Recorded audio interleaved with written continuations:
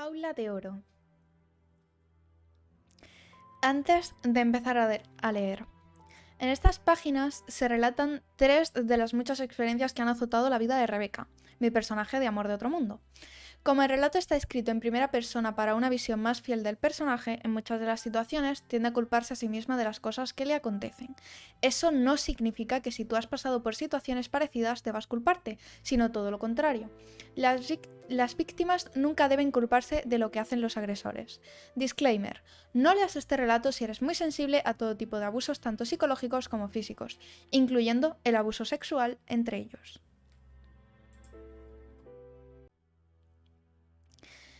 Parte número 1. Inocentes y pecadores. El día en el que volví a casa después de haber visto por última vez a Anatema, me sentí vacía. Sentí que mi interior solo estaba lleno de microfibra y poliéster, como si fuera un peluche vacío que carecía de alma. El pensar que no iba a volver a ver a mi única amiga me hacía sentir más sola que nunca. Ese día estaba lloviendo, así que cuando una de mis tontas y detestables niñeras me llevó a casa, parte de mi bonito vestido de gasa y tul se mojó. Rápidamente quiso llevarme hasta el piso de arriba para que me aseara en mi baño privado, pero eso no fue posible. Judith me esperaba en el salón, con su camisón de seda rojo, sentada en uno de los grandes sofás de diseño vintage, mirando cómo los palitos de madera crujían en la gran chimenea encendida. «Ah, eres tú», dijo la mujer de mediana edad justo antes de beber un sorbo de su copa de vino. Dejó la copa en la mesa y el cigarrillo de filtro dorado en un cenicero. «Tú puedes irte».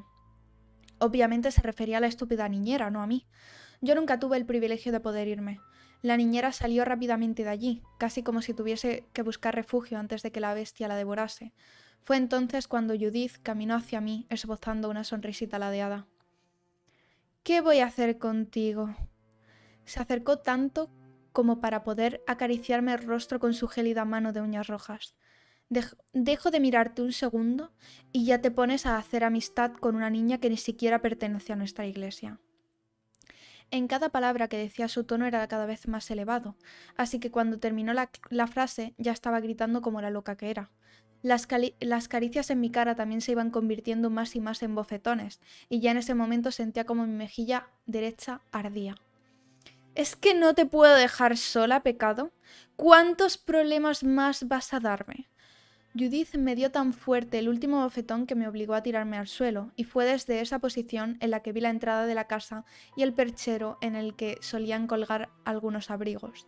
El del señor Ivanus ya no se encontraba allí, por lo que imaginé que acababan de romper.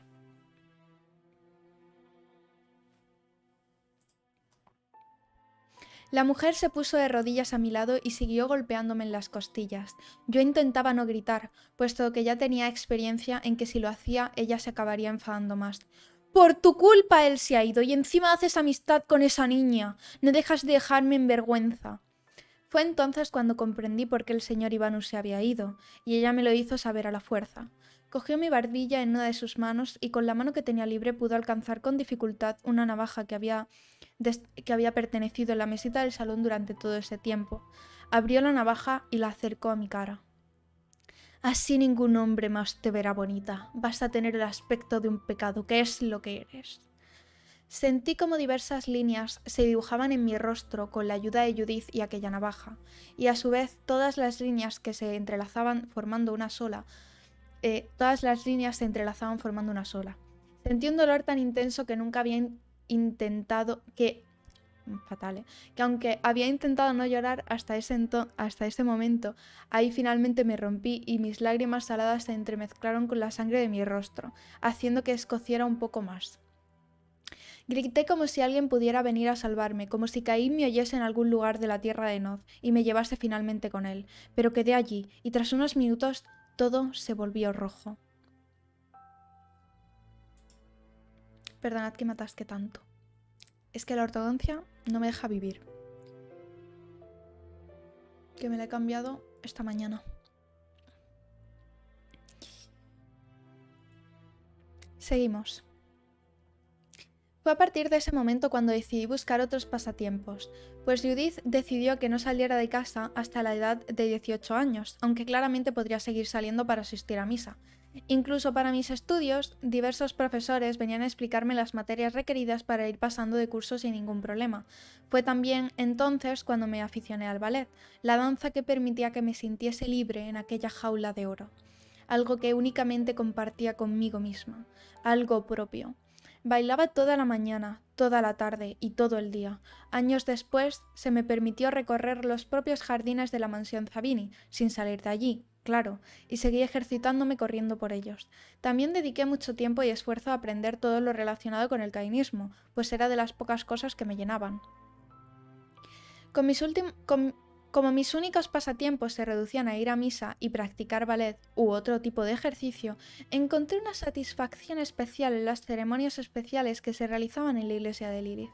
Una satisfacción que, en mi adolescencia, se convirtió en un morbo oculto que aún a día de hoy escondo del resto del mundo. Parte número 2. Oblación. Al atardecer, la luz entraba por las enormes vidrieras de la pequeña iglesia de Lilith, haciendo que el suelo, de piedra pulida antigua, reflejara una enorme cantidad de colores.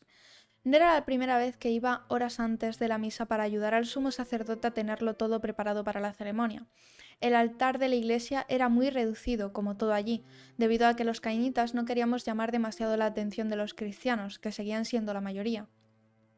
Y aún más pequeña era la sala detrás del altar, que era el despacho del sumo sacerdote.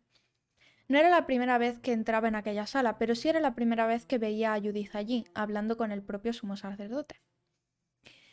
Es solo una boda de nada, Azrael. Llevo desde pequeña viniendo y no me parece que por una boda más... Oh. Judith se percató de mi presencia y se giró para mirarme de reojo, cambiando su expresión a una más seria. Hola, Rebeca. Oh, menos mal que vienes ya, no me daba tiempo a hacerlo todo solo, querida. El sumo sacerdote se levantó de su mullida butaca al otro lado del escritorio de estilo gótico y antiguo y se dirigió hacia mí, como si lo hubiera salvado de una incómoda situación. Azrael era una persona de unos 60 años de edad, muy flaco y muy alto y flacucho, con cara alargada y ojos azules, y ya eran pocos los pelos que adornaban su cabeza, pero aún así parecía haber tenido una buena mata de pelo de color rubio. No quería molestar. Presenciar la expresión molesta que se había dibujado en el rostro de Judith me hizo sentir más pequeña, como una diminuta hormiga a la que podrían pisar en cualquier momento. Oh, no molestas, querida, tu madre ya se iba. Judith le sonrió brevemente al sumo sacerdote y se dirigió hacia la salida del despacho, no sin antes cogerme con fuerza del brazo, haciendo presión con sus largas uñas pintadas de rojo. Nosotras ya hablaremos. Lo que dolió no fue que me estrangulase el brazo con su mano, sino lo que significaba eso. La había molestado, y eso únicamente significaba que me esperaban numerosas torturas físicas y psicológicas en casa. Al fin y al cabo, ese siempre era mi destino. ¿Estás bien, querida? No me había dado cuenta que había estado en silencio, navegando por mis pensamientos, mientras Azrael me ponía su mano huesuda en mi baja espalda para que le prestase atención, para que volviera en mí. Sí, todo perfecto, discúlpeme. Enseguida le ayudo a encender las velas. No hay ninguna prisa, Rebeca. Podemos sentarnos tranquilamente unos minutos antes de empezar a colocarlo todo. Noté como el sumo sacerdote acariciaba mi espalda lentamente mientras esperaba una respuesta y, sin saber por qué, me sentí tan incómoda que recé para que rápidamente fueran las 8 de la noche y empezaran a llegar los demás miembros cainitas para la ceremonia del día. Yo pensaba que tenía prisa por empezar a prepararlo todo. Intenté responder de la manera más natural que pude, pero algo en mi interior hizo que algunas de las palabras que salían por mi boca temblasen.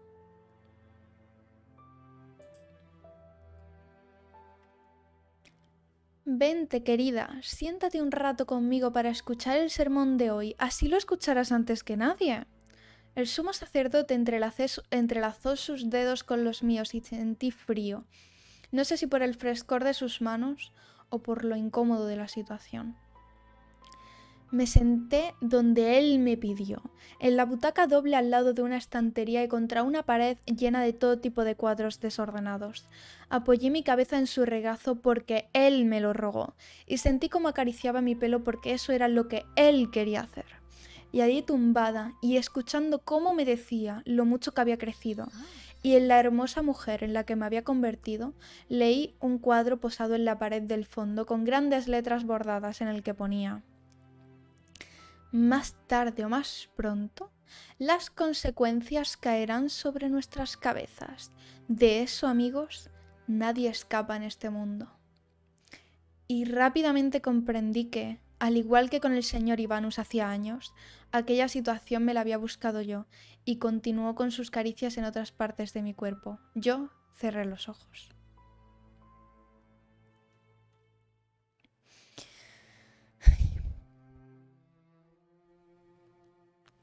Poco después escuché como alguien entraba en la iglesia y al parecer Azrael también lo escuchó, pues rápidamente se levantó de la butaca doble obligándome a levantar mi cabeza de su regazo.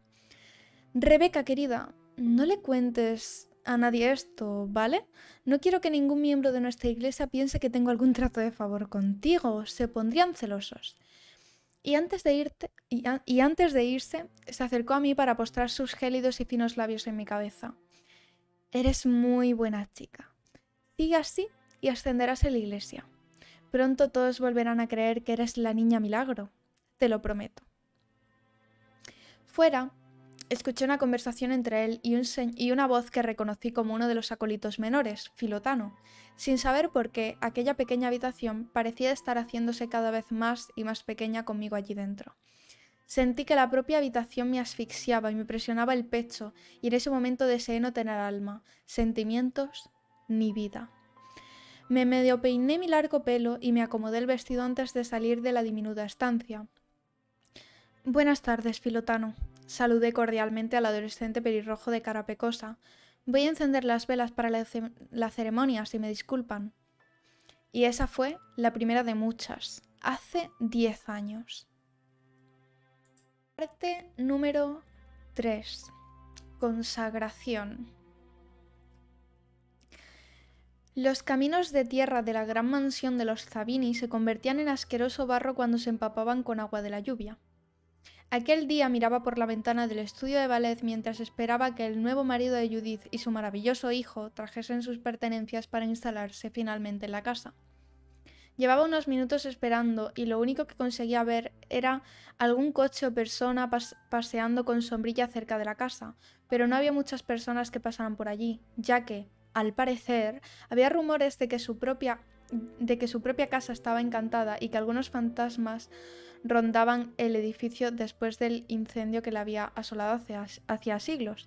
Pero yo sabía que allí la única abominación a la que había que temer era pelirroja y llevaba ropa de diseño. Algo se iluminó en mí cuando una gran limusina de estilo vintage cruzó la calle y paró justo frente al edificio. Un hombre de mediana edad con el pelo largo y rubio y un muchacho con el pelo negro se bajaron del coche. Ambos iban vestidos muy elegantes. Eran ellos. Era él. Rápidamente salí del estudio para bajar las escaleras, pero fue entonces cuando me topé con Judith, que también parecía estar entusiasmada por la inminente llegada de aquellos hombres. Rebeca, cariño, vamos, baja aquí con tu madre, que tenemos que recibir a los Grimm. Judith le hizo un gesto para que se uniera a ella en el gran recibidor, y pocos segundos después llegaron ellos. El señor del pelo lacio y rubio saludó con un largo beso en los labios a Judith, y Malakai se acercó a mí. Estás preciosa, Bibi. Siempre lo estás.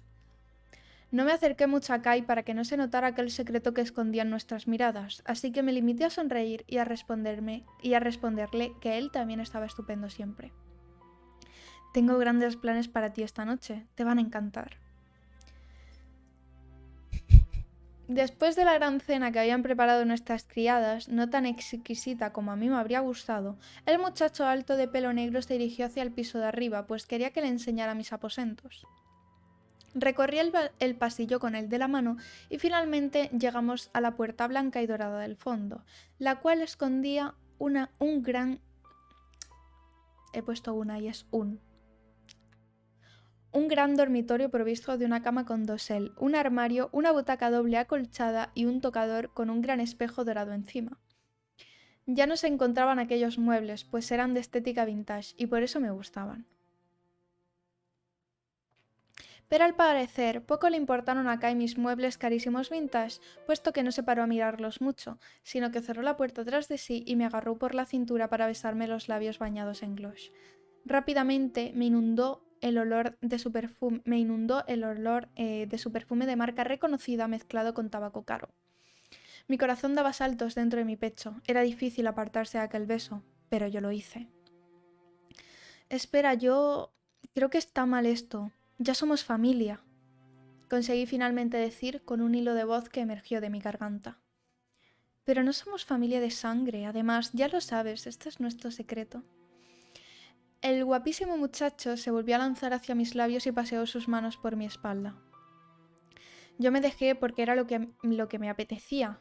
Él me apetecía, y mi cuerpo me ponía especialmente difícil el apartarme de aquel hombre, de aquel gran hombre que me deseaba. Pero fue cuando noté uno de los lazos del vestido desajustarse de mi espalda cuando volví a separarme. Pero Kai, ¿qué estás haciendo? Le miré frunciendo el ceño y muy confusa. Venga, no seas tonta, Bibi. Yo sé qué es lo que necesitas. No, yo no quiero esto, no es lo que necesito.